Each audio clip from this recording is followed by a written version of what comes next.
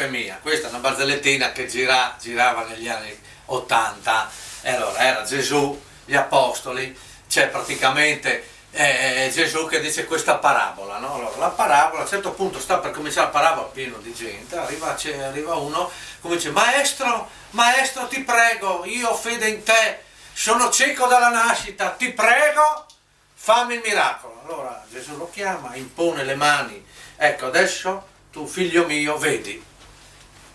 Questo qua vede, porca miseria, miracolo. A un certo punto sta per cominciare la parabola, arriva uno che aveva un braccio tutto storto, arriva lì, così, no? Maestro, anch'io ti prego, ho fede in te, sono un tuo seguace, ti prego, fammi il miracolo. Allora Gesù arriva lì, gli impone la mano sulla spalla e dopo, via. A un certo punto, sta per cominciare la parabola, arriva uno con le stampelle.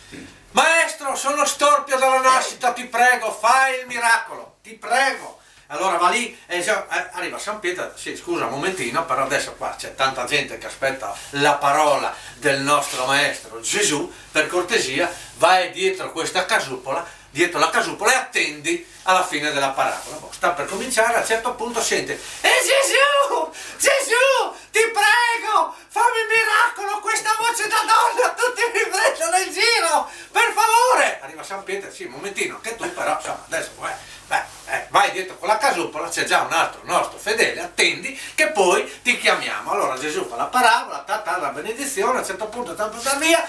San Pietro dice: maestro Gesù, abbiamo questi due nostri fedeli che aspettano la tua parola. È vero. Allora Gesù prende, impone le mani e dice: ehi tu, uomo storpio dalla nascita, lascia le tue stampelle e seguimi. E tu, o minucolo dalla voce da donna, grida forte, all'eccola!